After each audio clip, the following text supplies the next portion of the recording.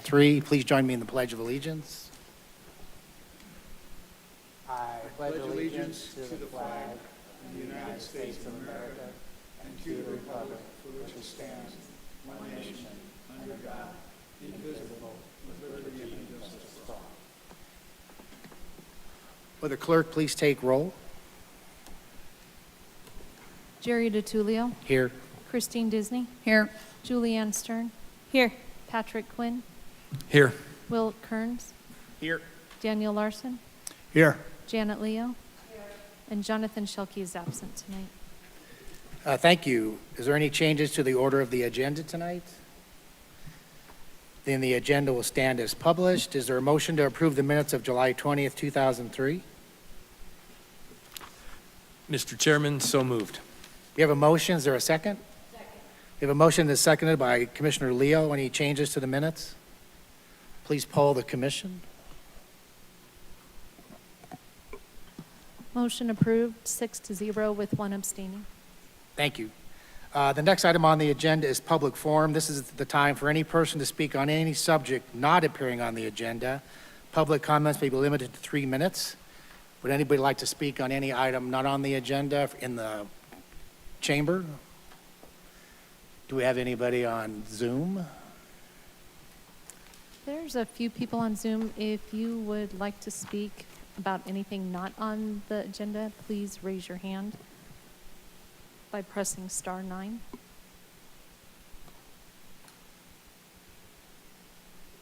Nobody at this time.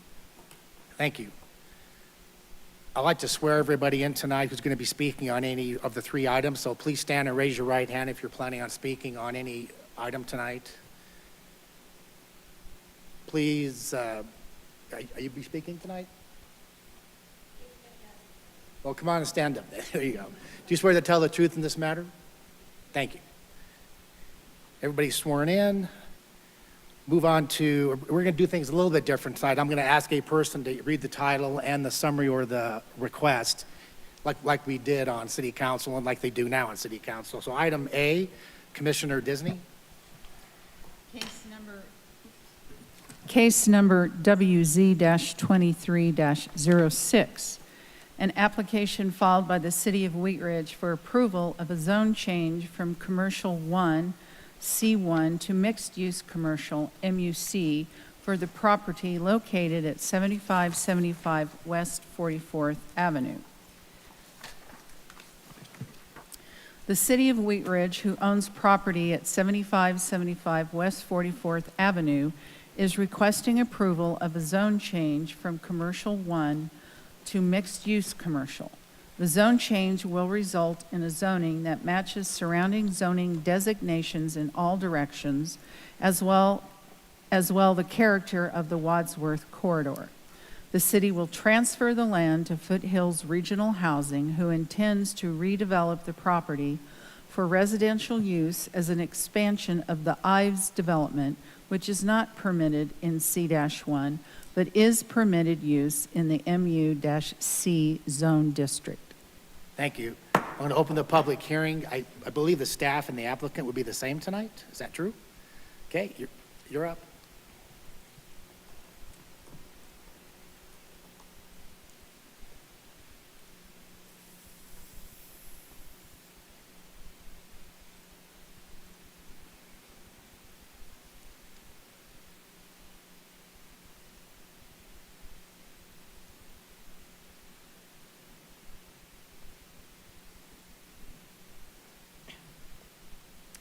Good evening.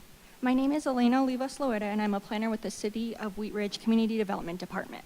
I'm presenting case number WZ-2306, which is a request for approval of a zone change from Commercial 1 to Mixed-Use Commercial at 7575 West 44th Avenue.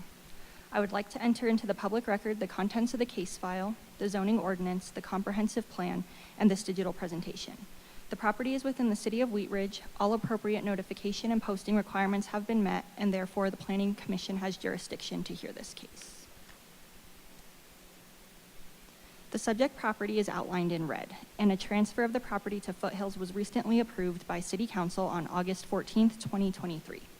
The property is located at the intersection of West 44th Avenue and Wadsworth Boulevard.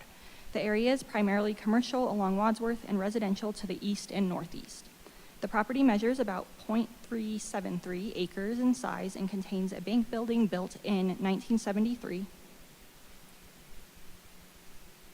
which was most recently a Bank of the West. I would like to take a moment to go over a brief timeline of the properties on this block and highlight how the Bank of the West property fits in with everything that has already taken place on this block and the surrounding area. In 2004, Foothills Regional Housing built their offices at 45th and Wadsworth and have been a landowner on the block since then. In 2011, City Council legislatively rezoned most of the Wadsworth corridor between 35th and 45th to mixed-use commercial. The city's practice has been to allow an opt-out period after a legislative rezoning, and in the case of Wadsworth, 2 properties opted out, the owners of the former Pet Boys and Bank of the West. The northern portion of the block, which includes O'Reilly Auto Parts and the Foothills Regional Housing Office, was rezoned to MUC as part of the legislative rezoning. In 2002, Foothills pursued a site plan approval for the undeveloped portion of the land that they owned between their office and the former Pet Boys building, which was approved after a 9-month review. That is the 50-unit structure being constructed today, the first phase of the Ives. Around the same time, the Pet Boys business closed and the property went on the market and Foothills purchased it. Foothills requested the property to be rezoned from C1 to MUC, which was approved, to unify the zoning on the block and to achieve their vision of a master-planned mixed-income community. A neighborhood meeting was held in November 2021, a planning commission hearing held on November 2nd, 2022, and a city council hearing held December 12th, 2022. By this time, the city had acquired the Bank of the West property through the Wadsworth right-of-way acquisition process and has been using the property for storage and construction offices for the Wadsworth Improvement Project. On January 9th, 2023, City Council approved the Affordable Housing Strategy and Action Plan, which memorialized City Council's commitment to improving, increasing, and preserving the city's affordable housing stock. Shortly after, Foothills approached the city requesting the Bank of the West property to be sold or transferred to them to unify the block. A study session was held on June 26, 2023, and a public hearing was held on August 14, 2023, approving the property transfer of the Bank of the West property to Foothills. Because the land transfer had not been approved previously at the time, the city, as the owner, initiated an application to rezone the property from C1 to mixed-use commercial to unify the zoning on the block and to allow the potential for residential development on the hard corner. A neighborhood meeting was held on July 26, 2023. A planning commission hearing is being held tonight, August 17, 2023, and a city council hearing is scheduled for September 25, 2023. This is a zoning map of the area. The subject property is currently zoned C1 and is outlined in red. The site is entirely surrounded by mixed-use commercial zoning. Surrounding land uses are currently non-residential in nature, including a propane business, the former Pet Boys building, and the office building owned by Foothills Regional Housing. Recent development projects in the area include Foothills' underway Ives development to the north and the Town Center and Town Center North apartments to the southeast at 44th and Vance. This is a very zoomed out version of the zoning map, and I wanted to point out and emphasize how this specific site fits in with the larger picture. Not only is the site the last piece of this block specifically that is still zoned C1, it is also a missing piece in unifying the zoning along the entire corridor.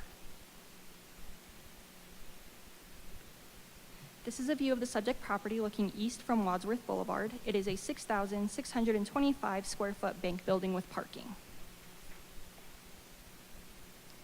And this is a view of the subject property looking north. This is a view of the subject property looking north from West 44th Avenue. The city initiated the rezone of the property on behalf of Foothills Regional Housing to allow for a wider range of uses and to align the property's zoning with the city's comprehensive plan, the Wadsworth Corridor Urban Renewal Area Plan, the Affordable Housing Strategy, and with other properties on the corridor.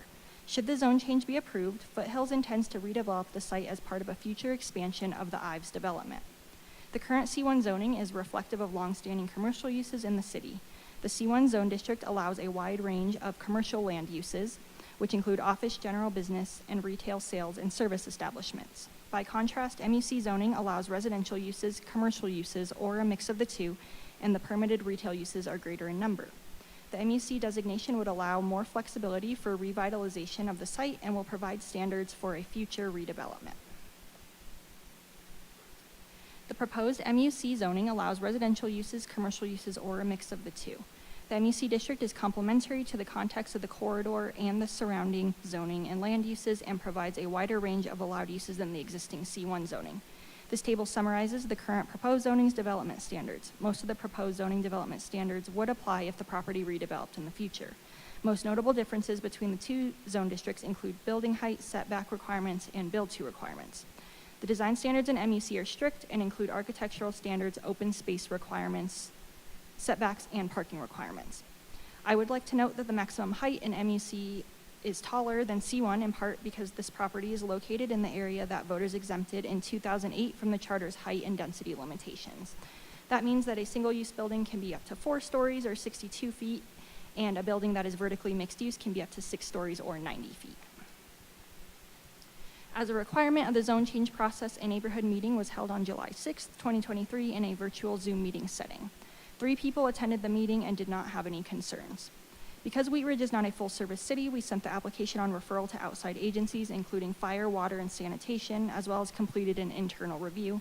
We did not receive concerns or objections from outside agencies. Before the hearing, the property was posted for 15 days, and letters were sent to property owners and occupants within a 600-foot radius of the subject property. Staff received no comments from members of the public on Wheat Ridge Speaks prior to this hearing, but did receive 2 phone calls and 1 email requesting general information about the request and the scheduled hearings. We use several criteria to evaluate zone change requests, which includes consistency with the comprehensive plan and other applicable plans. Staff believes that the proposed MUC zoning is consistent with the policies and goals in the city's comp plan and the Wadsworth Corridor Urban Renewal Area Plan. This property is identified as a neighborhood buffer area and is along a primary commercial corridor within the structure plan, a designation used for existing commercial areas and which calls for the promotion of reinvestment in properties and the promotion of a mix of neighborhood supporting uses, including residential use and office use.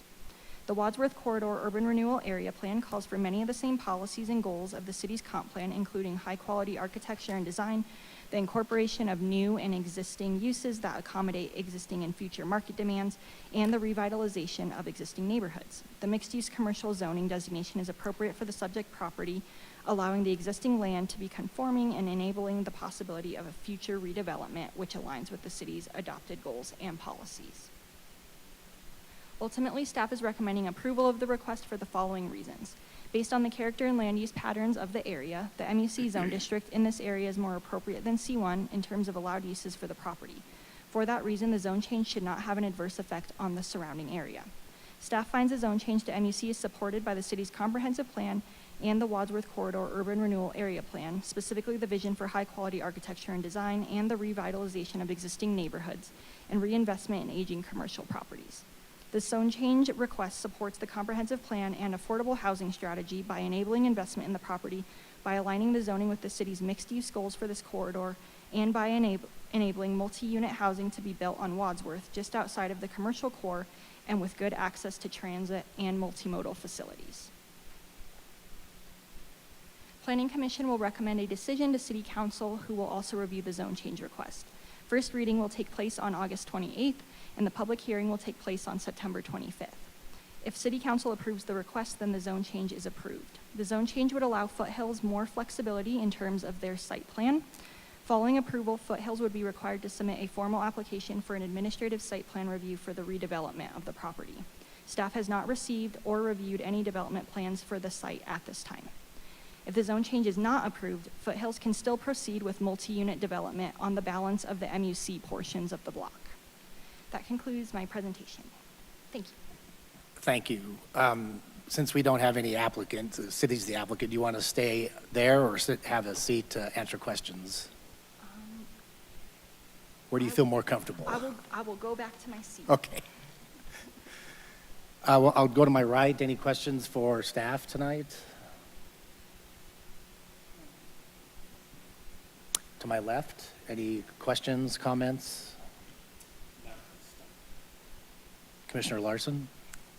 Thank you, Mr. Chairman. First question is, may have missed it. Has the city sold the building and property to housing yet? Yes, City Council approved the land transfer on August 14th. Okay. I will update that, though, that the closing on the property has not yet occurred. Thank you. But can you clarify that? Is that a purchase or I mean, is the city giving the land to Foothills, or did the city sell it to Foothills? It's a transfer, it's a give, but there still has to be a formal closing to transfer the Right. deed, et cetera. Sorry. No, good, very good question. Do we have any indication what the future development of the property will be? There haven't been any formal plans submitted or proposal, but the intent was for it to be used as an expansion of the Ives. So that whole block would be sort of part of a one development. Right. Okay. And I did state this concern at the previous rezoning for the other property. There is a facility within fairly close proximity that houses both flammable and hazardous materials. And I have to express concern that if we're building residential residences near such a facility, there are some concerns there. And hopefully it'll be addressed before any building goes up, but yeah, okay. A couple of comments. Generally speaking, you said 50 units were proposed on the Ives development? Yep, that's already been approved, and it's in process of construction right now. And then if this property is rezoned, how much will that increase the density by? Well, this particular property is exempt from height and density limitations, so I don't know. There hasn't been anything specific proposed yet, but it's exempt from density limitations, so. Well, but how much could they put on that? Additional units with that addition to that property? I think Jana has a comment. I think that the intent, and again, we haven't seen any Right. plans yet, but I think that the intent is to probably do some reconfiguring. The addition of this 1/3 of an acre approximately would add some flexibility to the site. And so there may be, if it is rezoned, a site plan that comes in for review that would include this small parcel, in addition to the 8+ acres. But it would probably not result in an overall density change so much as a reconfiguration of the site to allow more flexibility between the buildings. So on this one, if it's rezoned, what's the parking requirements? I know the city council lowered parking requirements. So let's say there is 50 units, how many parking spaces would be required for the tenants? For affordable housing, it would be 0.5 to 2.5 spaces per unit, so they have flexibility. So that was my concern previously, is this going to push parking from the residents onto Vance and Webster because there's not going to be enough parking on this site? May I jump in? Sure. I think the rezoning we're being asked to consider is for general residential use. And unless we're going to consider the affordable parking ratio for any parcel that can be rezoned to accommodate residential, I don't agree that that's an appropriate line of questioning. Well, but I think if the rezoning is there, we need to know what they're planning on doing with the parking. Staff can comment on this. My understanding is that we need to consider the rezoning So absent what this specific plan for this development is. rezoning, what is the parking requirement for this part of the property? So just, if it was going to be used for residential uses, it's in mixed use, it's 1 space per unit. And then there's obviously the parking reduction if you're considering affordable housing. And is Foothills considering affordable housing? Yes. That used to be the Jefferson County Housing Authority? That's the same group? Okay. Correct, yes, yep. Okay, thank you. To follow up on that, we don't know specifically what this building is going to entail, whether it's going to even include commercial on the first floor, for example. Does that If there's retail or commercial on the first floor, does that change the parking requirements Yes. by more or less? Or? Yeah, I can jump in.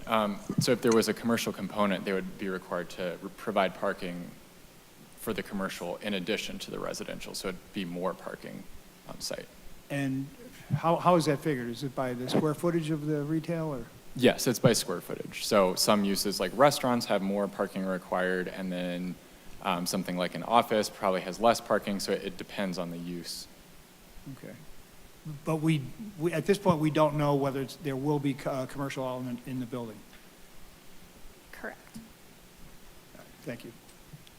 Any other questions or comments from the commission? I'm going to close the public hearing, and a motion is in order. I believe we need to take public comment. Oh, sorry. I'm going to open the public hearing. Do we have anybody here for public comment on agenda item 7A, or, 7A, rezoning in the audience? Would you like to comment? How about on Zoom? I do have one person who has raised their hand. If you would like to speak, let's see here, please press *6 to unmute.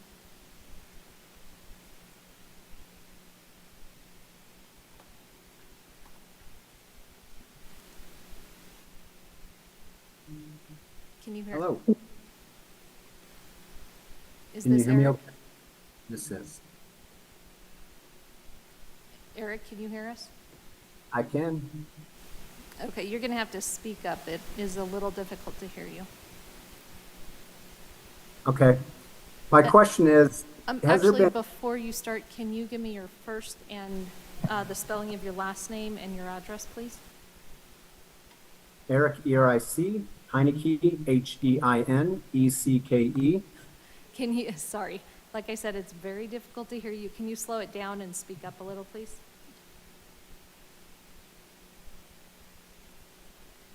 Can you Eric, spelled E-R-I-C, Heineke, H-E-I-N-E-C-K-E.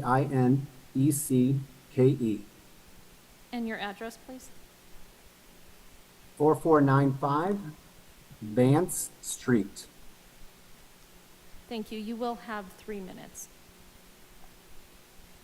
My property is within 600 feet of this rezoning, and I was wondering if there's been any adverse effect study done on this. That's it. So the question is, if there's been any adverse effects of this on the neighborhood, I guess? That's what he's asking for? Yeah, any adverse effects study, such as traffic, safety, homelessness, parking, anything that, in addition to what you've already asked, has there been any study proposed?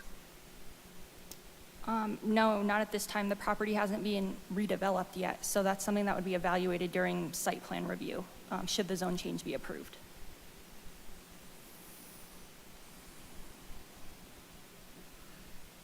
Any other questions, Eric? No, thank you. Thank you. All right, so I got the public comment. Now, any questions from the board? Now, I'll close the public hearing, and a motion is in order. Commissioner Disney. I move to recommend approval of case number WZ-23-06, a request for approval of a zone change from Commercial 1 C-1 to Mixed-Use Commercial MUC for property located at 7575 West 44th Avenue for the following reasons. The proposed zone change will promote the public health, safety, or welfare of the community and does not result in an adverse effect on the surrounding area. 2, utility infrastructure adequately services the property. 3, the proposed zone change is consistent with the goals and objectives of the city's comprehensive plan and consistent with the character of Wadsworth Boulevard. 4, the zone change will provide additional opportunity for reinvestment in the area. And 5, the criteria used to evaluate a zone change supports the request. Do we have a second? We have a motion for approval, seconded by Commissioner Leo. Comments, questions? Please poll the commission.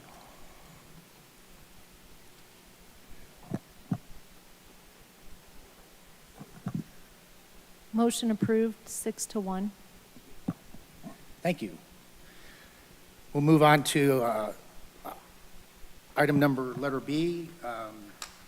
That is going to be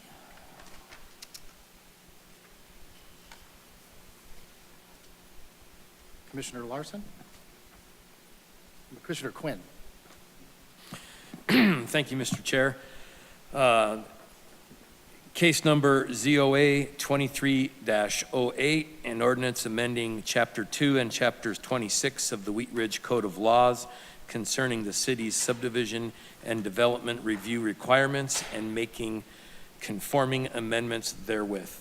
The summary. The proposed ordinance updates Chapter 2 and Chapter 26 of the Code of Laws to revise the city's subdivision and development review requirements.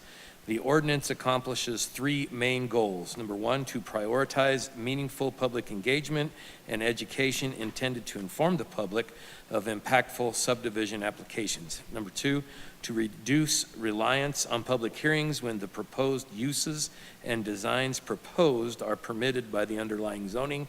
And number three, to reduce duplication and unnecessary cross-references within the code to ensure it is easy to understand and administer. Notice for this public hearing was provided by the Code of Laws. Thank you. I'm going to open the public hearing, and I will do our staff report. Great, thank you. For those that don't know me, I am Scott Cutler, Senior Planner in the Community Development Department. So before I get into the details of the ordinance, I do want to provide some of the goals, which were also in that summary statement. But really, this is taking a look at our subdivision and development review requirements in our zoning code and making some changes. So the proposed ordinance updates both Chapter 2 and Chapter 26 of the Code of Laws to revise the city subdivision and development review requirements. And the goals for this are to prioritize meaningful public engagement and education intended to inform the public of impactful subdivision applications, to reduce reliance on public hearings when proposed uses and designs are already permitted by the underlying zoning, and then to reduce some duplication and unnecessary and or outdated cross-references in the code, both for staff but also for applicants' benefit. So a little bit of background here. The current subdivision ordinance was approved in 2014. It's in Article 4 of our zoning code. And since 2014, we've processed over 125 subdivision applications. So we have a pretty good handle on what works, what doesn't work for the city and for staff and for applicants and for the public. But our findings were that Wheat Ridge is increasingly out of alignment with both best practices for subdivision review, and a lot of this has to come down to the requirement for multiple public hearings for many subdivision applications. Since 2014, the subdivision code has been periodically updated, including the most recently approved subdivision cleanup ordinance in May 2023. If some of you remember, that was the ordinance that defined owners association and made some other changes to tracts and easements and how plats are working. Looks like the timer's on here. It's all good. I think we're good. Yeah, so that was really the last big ordinance. City Council did give consensus for staff to proceed with this ordinance in an April 2023 study session. We've met with council multiple times prior to that date, and at this point, they were ready to give consensus to move forward with this ordinance more or less as proposed. So just to give a little bit more background, City of Wheat Ridge's subdivision requirements currently require subdivisions with 3 lots or fewer to have an administrative review. Then subdivisions containing 4 or 5 lots require a planning commission hearing. And then anything 6 lots or greater requires 2 public hearings, 1 at planning commission and city council. City council also is required to review any variances to subdivision applications and both right-of-way dedication and vacation. So a lot of public hearings for subdivision applications. So getting into a little bit of best practices for public engagement, I'll define two terms for you. One is discretionary review, and then one is non-discretionary review. So staff and council have found that the current public hearing requirements for subdivisions are flawed because we're asking for public engagement on non-discretionary applications. So a discretionary application is something where there is discretion to define a word with a word. But that's something like a rezoning where there's various criteria, something like a variance where something is asking for special permission, special use permit, guiding documents like a comprehensive plan. Those are all discretionary. Non-discretionary is when there's a specific set of guidelines that an application either meets it or doesn't meet it. So in this case, a subdivision is almost always a discretionary approval, something like a site plan where they have to meet things like setbacks, architectural requirements. Again, that's a discretionary, non-discretionary review. So subdivisions do not change proposed allowed uses or development standards, but they are designed to comply with the underlying zoning and standards. So subdivision approval sometimes is called a ministerial action, meaning there's no subjective review criteria. So in 2021, City Council identified new efforts for community engagement and education as a priority over the next 2 years, and we've made a lot of changes happen. Some of this has prioritized meaningful public engagement and clear public information in keeping both with national trends, but also that guiding document. So now public hearings are available online with Wheat Ridge Speaks. We have expanded letter notice from 300 feet to 600 feet, and we have also expanded letter notice for public hearings from property owners to also include renters and tenants. So that's been a really big change.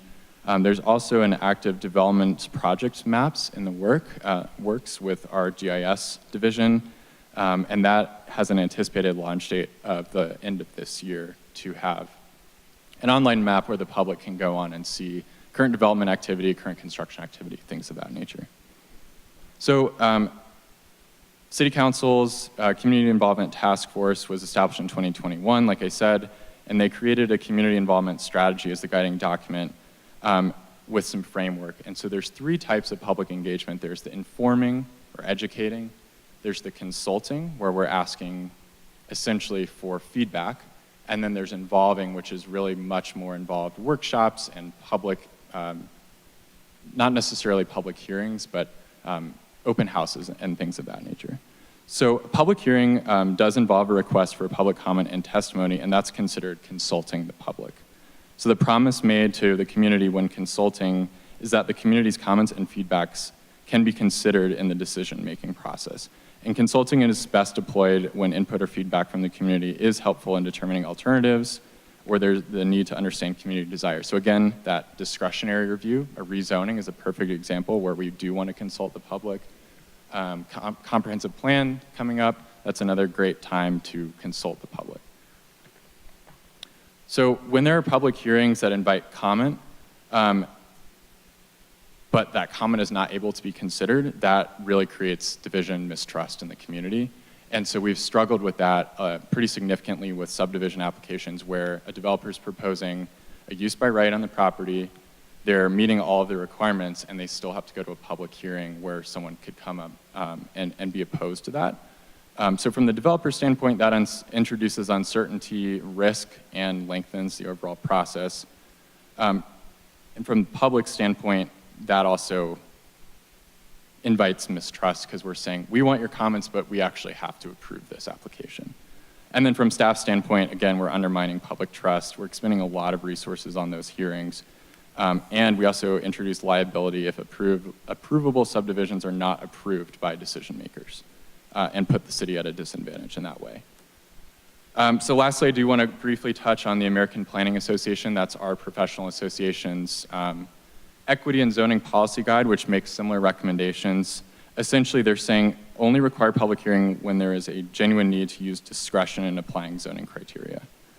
So with all that being considered, do you want to quickly talk about some of the current issues, which is, again, we're relying on public hearings for the vast majority of our subdivision approvals, and then some of the things I mentioned earlier about duplication, outdated cross-references. It's really time to update that overall section.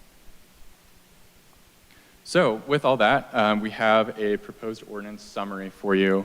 And I defined the current on the left side, which is our current requirements, and then the proposed code amendment on the right side of the screen. So for a standard subdivision, like I said, right now, the only administrative review is for something with 3 lots or fewer. 4 to 5 lots are required planning commission approval, and then 6+ lots go to planning commission first for recommendation and then are required to be approved by city council. For a subdivision with a variance where they're asking for an exception from a design standard, that requires a planning commission recommendation to city council as well. Right-of-way vacations are the same. That is similar to how the city disposes of other property. For parks, for example, city council is the final vote on that. And then for public notice, we do require our standard 600-foot public notice for hearings. We're not proposing to change that, actually, and I'll get into that in just a minute. There we go. Now we can see everything. So the proposed ordinance makes some changes, actually gives planning commission a little bit more discretion on some applications, and then also makes the vast majority of subdivision review administrative to follow along with the recommendations of the Community Involvement Task Force and the APA. So we're calling those administrative subdivisions type 1. Basically, any subdivision that's meeting the requirements of the zoning code, meets the minimum dimensions, all the other elements that are non-discretionary in the zoning code can be approved administratively. For subdivisions with variances or waivers, we still are requesting and recommending a public hearing because that is a discretionary review where they're asking for an exception, and we feel that staff shouldn't be doing that. That should be something up to a board. City council, the fact that city council reviews those now is actually extremely rare. I think Wheat Ridge is the only city that I could find where city council actually reviews subdivision variances. And it's much more typical for a planning commission to review that type of variance. So our recommendation is to remove city council and have planning commission be the final approver on that. For right-of-way vacations, we're not proposing any change. It's the disposal of a city asset, and we want to make sure that there's a public hearing associated with that. So the staff is not disposing of property without some oversight. And then for public notice, this is the big change with this application is right now, people are only informed if there's going to be a public hearing, but that's kind of missing the point, which is people are really interested in what's going to happen. So for our recommendation is, and per council consensus, any approved subdivision over 2 acres that results in new development will require a public notice. Same 600 feet, and I'll go into that in just a minute.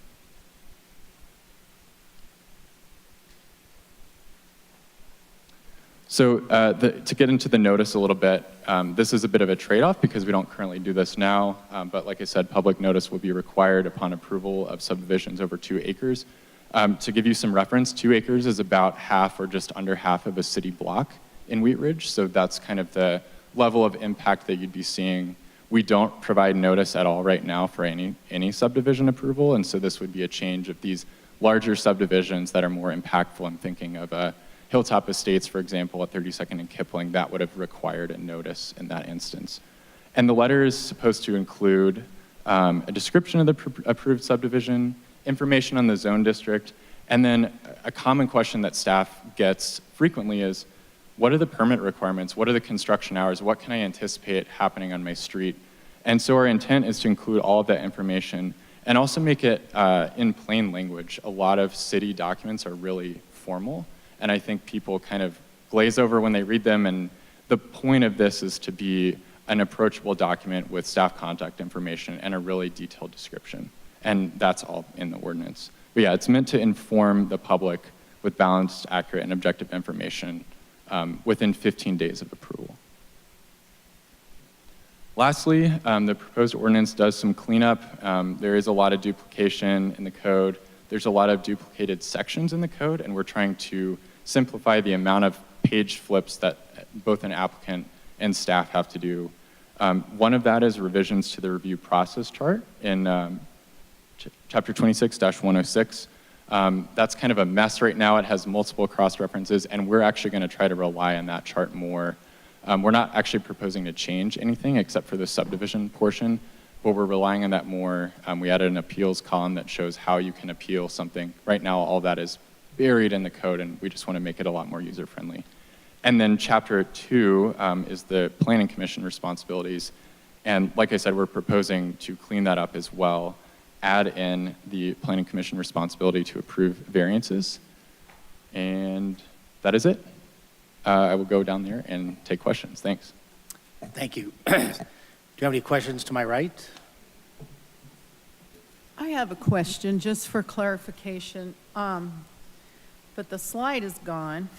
So I think that type 1 that you had talked about,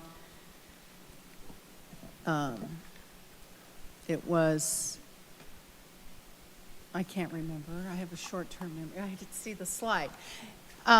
It looked like you were just going to make it an administrative approval. Planning correct. Commission, City Council for 3 to 4, and all of that is included. It's not just the line item number 1, it was all 3 of them, correct? Yes, so type 1 would encompass any subdivision that's not requesting a variance, not requesting right-of-way vacation. It's basically every other subdivision. All right, thank you. So no longer correlated to the number of lots in a subdivision. Thanks. To my left, any questions, comments? Commissioner Quinn? Thank you, Mr. Chairman, and thank you, Mr. Cutler, for the presentation.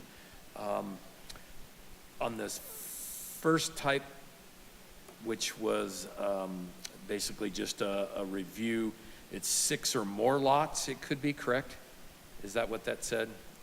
So it's like less than 3, and then you had a 4 to 5, and then 6 plus administrative review. Yes, so that's the current requirement, where anything 6 or more lots right now has to go to City Council. And the proposal is to make that an administrative process. Is there a maximum on that? There is not. So we didn't want to tie a review to the number of lots. That's problematic for a number of reasons. And so if it meets the minimum standards, then it can be approved administratively. That's the change. And so that would be more under like the zoning review? Correct. For those lot sizes, how many there would be and so on and so forth? Yes, so administrative would mean that Lauren, our community development director, would be able to approve those, provided that all of the standards, minimum lot size, setbacks, access, everything is met. Perfect. And a couple more, Mr. Chairman.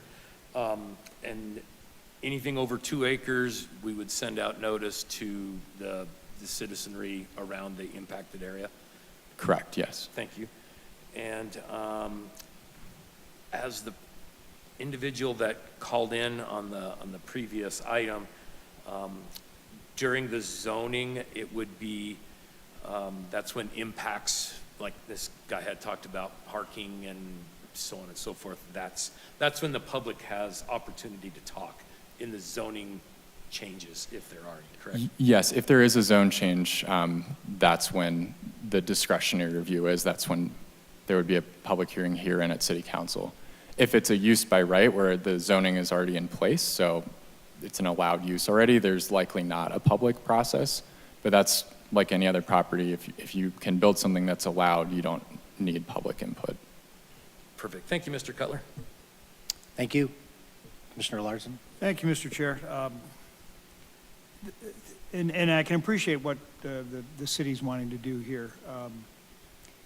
The idea of having a hearing and taking input when your input really doesn't matter because the underlying zoning allows you to build houses because it's already zoned residential. It makes perfect sense, and I understand why the city would want to clear that up. What I do have a question on is if you could provide an example under type 2 where the Planning Commission would review for a waiver of variance. Either one, provide me an example of what, for example, a waiver on a subdivision would trigger the hearing for the Planning Commission. Absolutely, yeah. So a couple of things. One, I mean, we rarely see this type of variance because normally someone would pursue a rezoning or just try to make it work, but maybe a lot width. So R1 requires a 100-foot lot width, but the way the property is shaped, maybe they can only do 90 feet and still keep the minimum lot size. So that's one example. I think another example is we have a maximum length of a cul-de-sac, and that's technically appealable as well. Again, staff may recommend denial, but they would still have their day at Planning Commission if they wanted. So things like that, technical requirements that they're trying to get waived. Our variance criteria are pretty strict, so often we will dissuade people from applying for a variance anyway, because it's like, if you don't really need it, you probably shouldn't apply for it, but someone who has their due process, they could still apply and come to Planning Commission to try to get some of those technical requirements waived. Okay, thank you. And the notice that would go out on, if it's, a notice is required, is it 6 acres or more? I'm sorry, 2 acres or more, yes. And I did read a copy of the sample letter. Would it be in the form of a letter, or would it be a postcard, or would it be something that goes out over, just like a mailer or something? What would the format be? Yeah, I think that's still honestly in draft form, and we're definitely open to feedback. We got some feedback from council that one that I attached is too formal still, and it probably is. I think we're open to ideas, and we would be able to codify some of them in the code, but also work with our director to make sure that it's something that's acceptable to city management. Yeah, and I appreciate that, because the concern is that in the past, I've heard that sometimes notices will go out and they'll arrive in the form of a postcard, and the recipient looks at it, it's like, oh, this is junk mail, and tosses it out. So, and then 6 months later says, well, I was never notified. Yeah, I think we can still work on the form of the letter, and I agree. I think keeping it somewhat formal, that it's clear that it came from the city and our department. But yeah, it's still definitely in draft form. Sorry, are they addressed to specific addresses and names, or is it just general delivery? I haven't done a mailing in a while. Actually, Elena does a lot of those, okay. But we do have the address, and then usually it'll say current occupant. Okay. If there's an owner on file, it'll be the owner first, last as well. Because I would think that of the changes here, that's going to be one that, on sort of a cursory reading, people are going to see that and say, oh, you mean I don't have the right to comment on this? And I would think that there are other avenues, if somebody's concerned that a subdivision is going in, that there are other ways, other means to communicate with the city, through your city councilman, through other means. And it's not like the city is saying, we don't want to hear from you. Yeah, I think that's a good point. We do want to make it clear, though, that this notice of approval is not inviting comment, because at that point it's already been approved. So again, open to recommendations about how to make sure that's clear. But yeah, our doors are always open if people have questions or concerns. Is there a possibility of appeal on a type 1? No, but there's also not, that's currently how it is as well. There's not an appeal for an administrative subdivision. Because again, what are you appealing, right? Right. You can appeal a type 2 subdivision. For a waiver or variance. Right.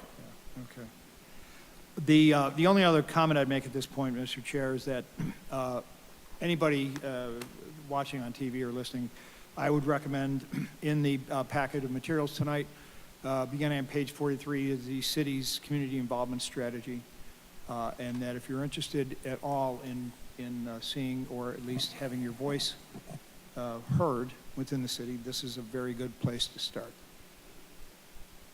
Again, it's in the packet in tonight's materials. Thank you. Thank you.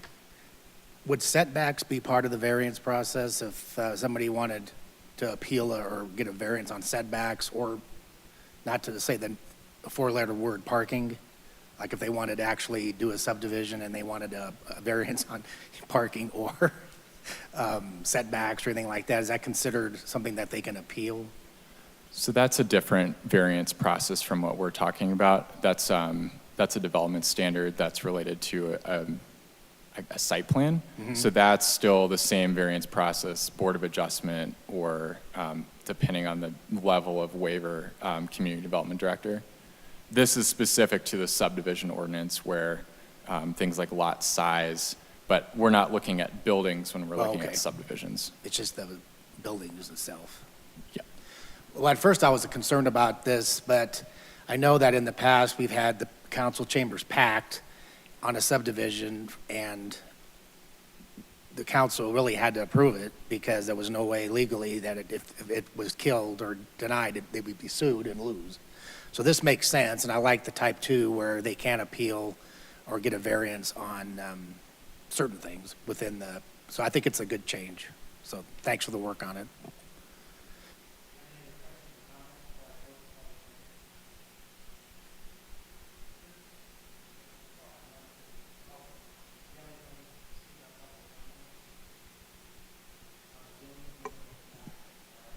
There is a couple people on Zoom. If you would like to comment on this, please raise your hand by pressing *9.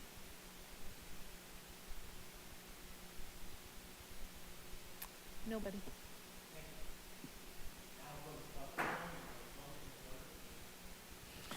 Thank you, Mr. Chair. I move to recommend approval of the proposed ordinance amending Chapter 2 and Chapter 26 of the Wheat Ridge Code of Laws concerning the city's subdivision and development review requirements.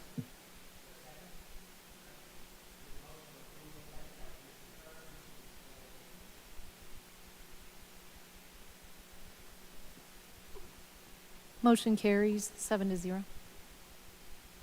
Thank you. Item 7C, Commissioner Larson. Thank you, Mr. Chair. This is case number ZOA-23-09, an ordinance amending sections, 11-561, 11-566, and 26-114 of the Wheat Ridge Code of Laws concerning the city hotel licensing program in response to the City Council's mandatory period review of the program. In summary, on October 25th, 2021, City Council passed Ordinance 1723, adding a new Article 15 to Chapter 11 of the Wheat Ridge Code of Laws to establish a hotel licensing program and extended stay lodging regulations. The ordinance also updated permitted use charts in Chapter 26. Section 11-569 of the code requires City Council to review the implementation of the ordinance on or before June 30th, 2023, and every 18 months thereafter. Accordingly, staff presented a program update to City Council on June 12th, 2023. As a result of that update and based on lessons learned, a few minor code amendments are being proposed in the attached ordinance. This includes a minor edit in Chapter 26 regarding the term length of the special use permit for a hotel. As an edit to the zoning code, this provision requires Planning Commission review. Thank you. I'll open the public hearing and move on to staff presentation. Thank you. Thank you, Chair DiTullio and members of the commission. I don't have an actual presentation, so if you don't mind, I'll just read from my notes here. Sure. Yeah, so again, this is a proposed change, and what you're reviewing is, for the ordinance, a proposed change to Chapter 26, to the special use term for hotels to be 6 months rather than 1 year if the hotel ceases to operate or never starts or is in violation of any conditions of approval. So that would be just for the special use term. So I'll give you a little bit of background. Would you mind moving the mic a little bit closer? Yeah, I was just noticing that. There you I'm getting go. an echo. So in 2021, the city established a hotel licensing program and extended stay lodging regulations, and the ordinance also updated the permitted use chart in Chapter 26. And the intent of the 2021 ordinance was to address the significant public safety concerns associated with several hotels within the city. In June of 2023, as required by the ordinance, council was informed of how the ordinance has been working so far. Of note, crime has decreased by nearly 20% in the hotel zone near I-70 and Kipling. That area is Zone C1. And then total service calls are down by half. So those were fairly significant. And so based on the successes and also the lessons learned from the 2021 ordinance, a few minor code amendments are being proposed this evening. So hotels need to meet certain operating requirements, which are contained in Chapter 11 in the licensing regulations. So that's one part of it. And then extended stay hotels have to obtain special use approval in zones C1, C2, or IE zone districts. And the special use is a discretionary review, and it considers compatibility with surrounding uses, design of the property, operation and management of the use. And special uses also require a neighborhood meeting and are analyzed against these special use criteria.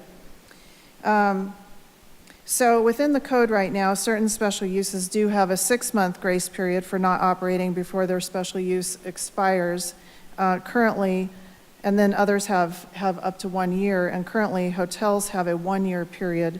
And so the proposed ordinance recommends shortening the period to 6 months for hotels to ensure continued and timely compliance with the special use conditions and the licensing program.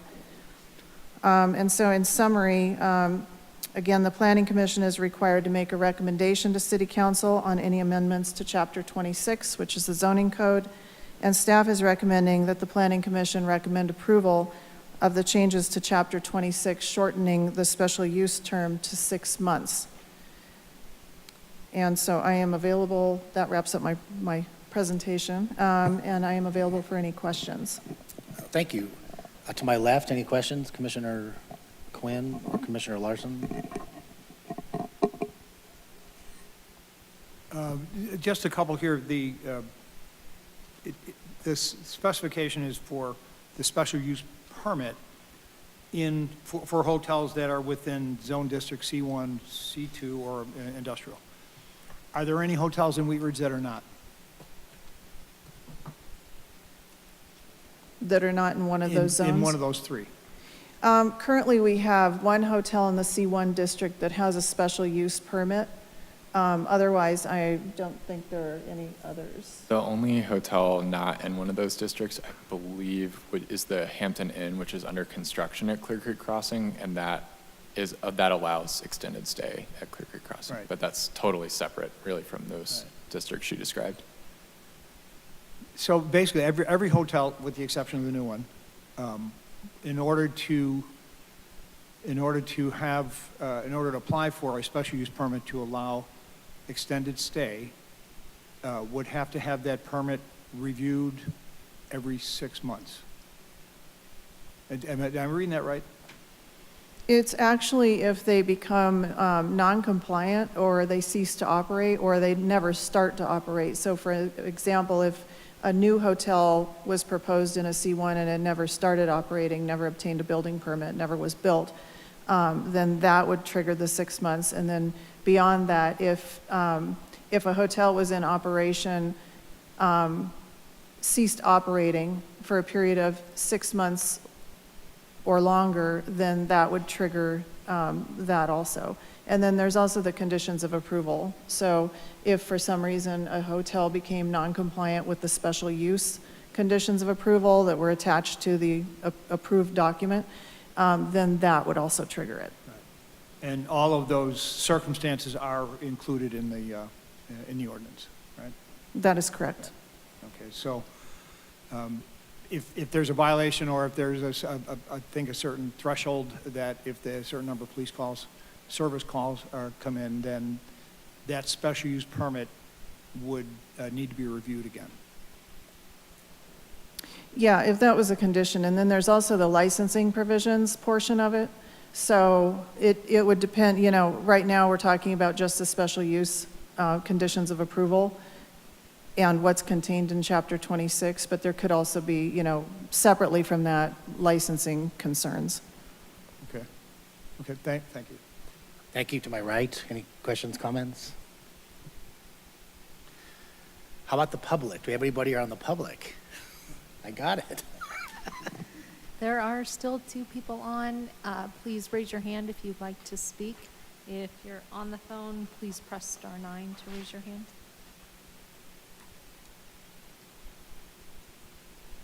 Nobody. Thank you.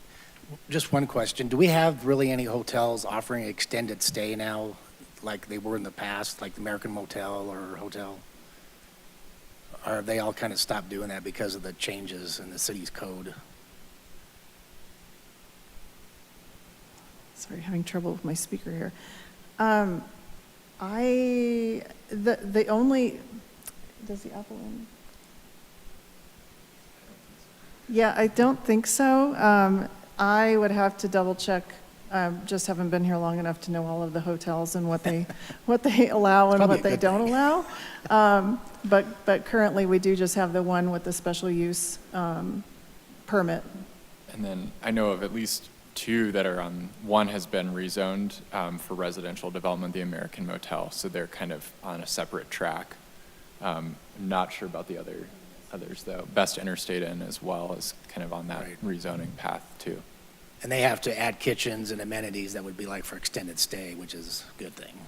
Correct. Any questions? All right, I'm going to close the public hearing and a motion's in order. Commissioner Larson? Thank you, Mr. Chair.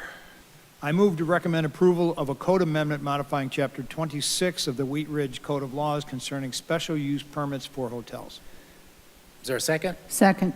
We have a motion for approval, seconded by Commissioner Disney. Please poll the commission.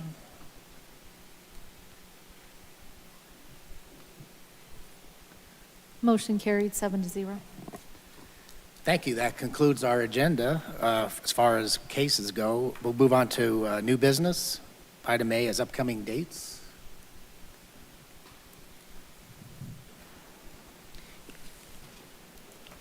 So there's a couple of dates that I just wanted to alert you to.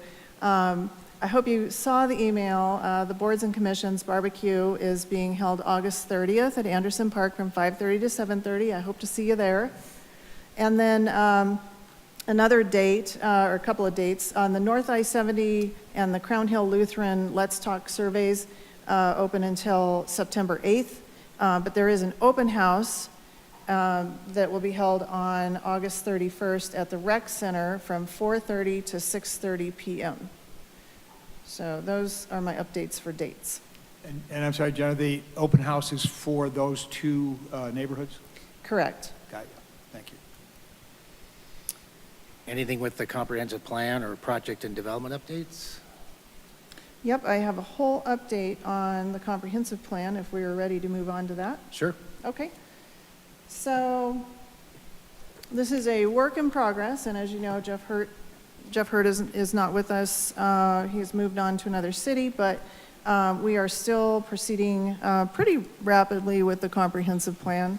We're right now working on the RFP, and that is expected to go out before the end of the month.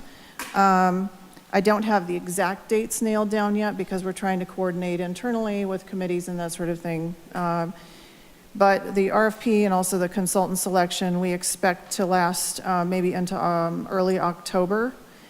And then also I wanted to talk about in the approach part of this, that the comprehensive plan effort, what we've been talking about, and I think I'm probably the newest one to the table to be talking about this, but is a continuation of the Let's Talk neighborhood outreach.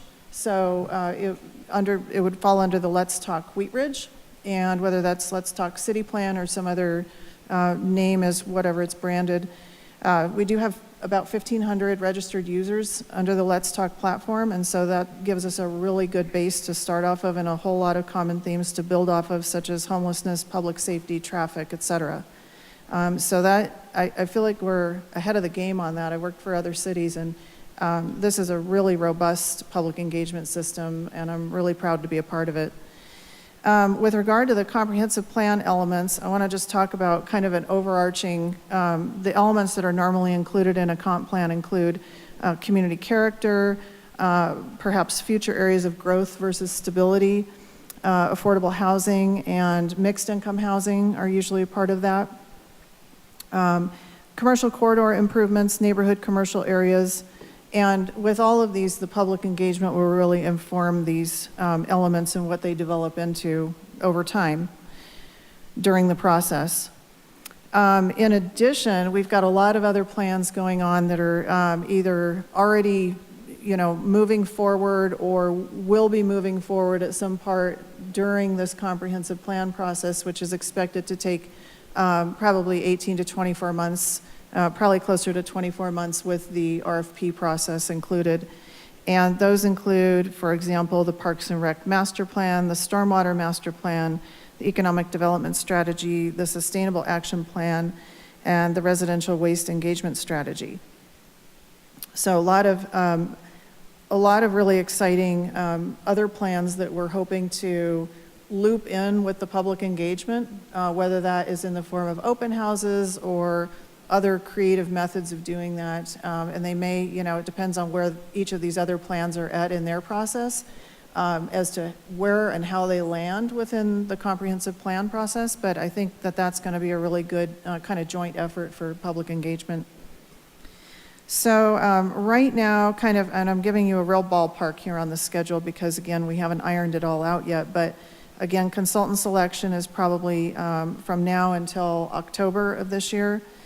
And then we're thinking that the kind of a pre-engagement and then the big project kickoff and all the way through that would probably start maybe in January of 2024 and then go through the middle of 2024 with the project kickoff kind of falling in that time frame, so maybe March-ish. And then we expect the document creation, which is going to consist of an outline. It's got graphics, maps, text, different elements of that. That's probably going to take about 15 months, we're guessing.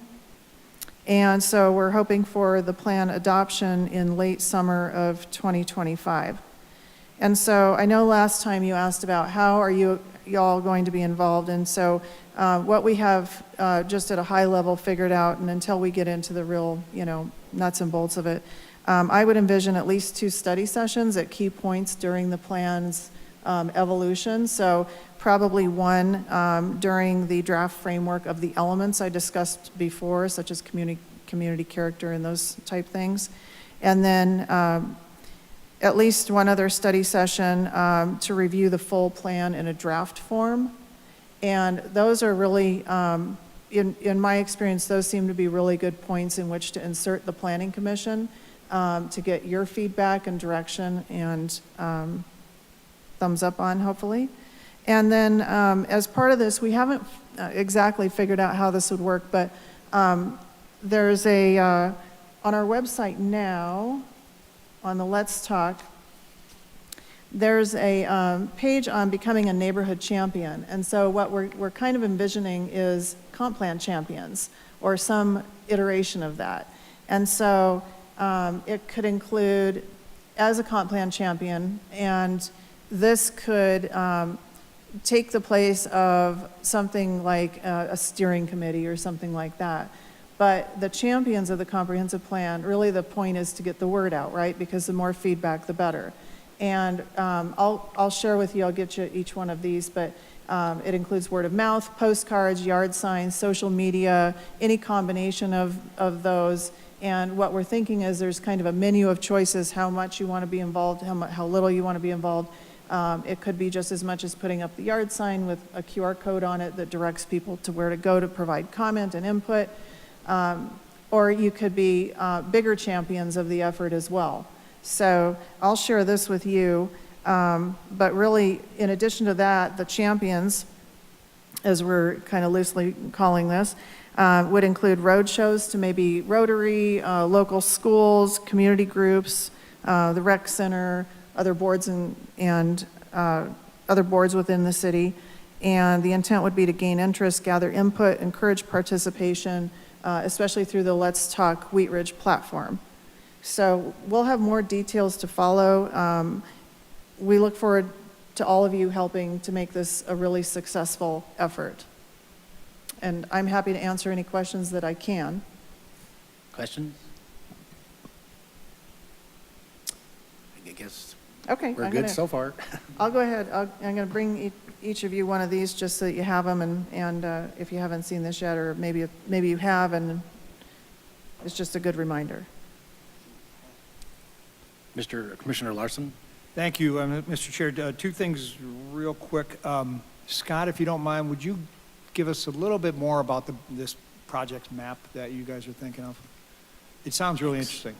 Yeah, so, and I'm not super involved, but I'll try to give a little summary. It was actually Jeff was engaged with our IT division to get a public-facing map onto our website that basically you can click on a property and it will tell you where they are in the process. So a lot of people will call us with questions about, oh, this is under construction. So it's kind of from the very start application all the way through to the end of construction, a property will be on that map. And then eventually when it's done, it'll be taken off. But it's supposed to kind of give project updates throughout to be a much more interactive tool, because we don't really have that right now. Right. What would qualify an individual property to be included? I don't know. Do you know? I think it's like probably anything over 3 units or something that's, not just a single house being built, but a new commercial building or a major addition. Gold's Marketplace could be on there because that was a big redevelopment, even though they're not really adding on. Yeah. They did so much to that site. So just kind of projects like that as well. And how detailed would the information be? I mean, would you like property records and that kind of stuff? Or? Yeah. Yeah, so the projects and properties map, it'll include the private development, and it'll also include city public projects, so roadway projects, for example. So it's a pretty intensive effort, and what the map, as I understand it, what the map will do, at least what I've seen so far, is you can go to your area of town, you can see what's going on around me, and you can do the private development, you can do the public projects, and then it will give you kind of a summary, but then there will be a link to where you can get more information, or of course you can always contact us for more information. So it gives enough information, but it's not overkill to where it's so long you don't want to read it, right? But just kind of high level, here's what's going on, here's the case planner I think it has on it, and ways to get in contact or learn more information about the projects. And if it's a roadway project or a public project, like a park project, it'll give the contact information where to find out more. I would think that most people that have a passing interest in a project, whether it's public or private, probably only need, project A is going on and they got their permit here and they're doing this. And that ought to be enough, right? I mean, most of the time, it's simple curiosity that somebody has. The other question is, can you give us an update on the 44th Avenue sub-area? How that plan is going? I mean, that was Stephanie's project. I know you all approved it. I don't know how much more has been done since then. Nothing new? Yeah, nothing new. That's fine, thank you. Thank you. We're going to old business. I guess that's where we can have commissioner comments or questions too. Anybody on my right that has any questions or comments? I have just want to know if we're going to have any meetings in September or October. I can answer that. The first meeting, September 7th, definitely has been canceled. No cases to be heard. Possibility of the 21st happening October, we don't know. Okay. Thank you. You're welcome. Any questions or comments from my left? I just, as far as the study sessions for the Planning Commission, if we can, I'd like to see some of the study sessions be a joint study session with the council, so we're not going off on any tangents one way or the other. In the past, I've seen, the Planning Commission go completely different than the council, and then it's a big problem later. So if we could have at least one joint meeting, either the kickoff meeting or the wrap-up meeting, so everybody's kind of on the same page and understanding where everybody's coming from, that would be helpful, I think. Yeah, and I also think it'll be helpful to have and I've got a couple of roadway updates for you too here. I think it'll be helpful because we'll have the consultant on board by that time, and they're also very helpful in kind of guiding the direction of the conversation. And usually, the way that I've seen it, it's not just a kind of a free-for-all, but there will be certain specific points that we really need your help in, you know, getting into the weeds on. But then on other points, maybe those are not, you know, something that need as much comment on. Right. And so they'll typically guide the conversation pretty well, but your point is well taken, and I've noted it.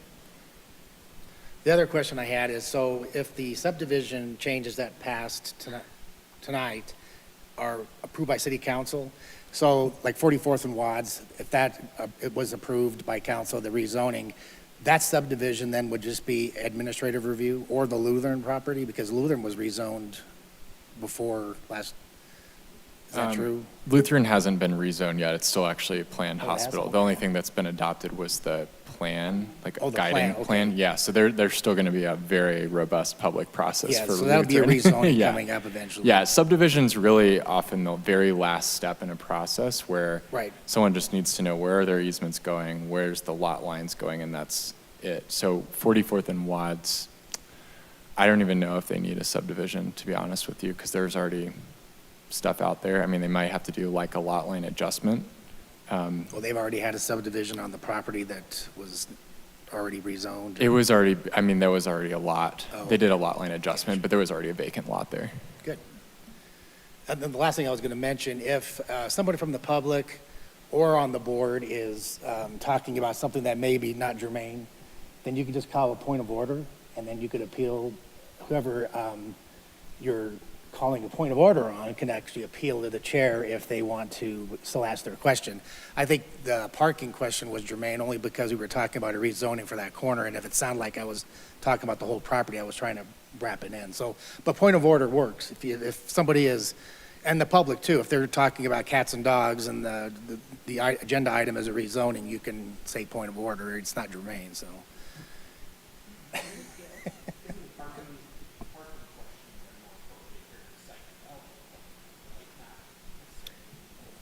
Well, if you're rezoning with the new parking standards, that was my question, is, okay, now it's going to be MUC, what's the new parking values, whether it's one or, for that corner? Now, I probably mentioned the entire property, but I was talking about for that piece, because I was wondering if they were going to build, we don't know yet, but if they were going to put any retail on that property at all, because it's a major retail corner right now, you know, it could be, so.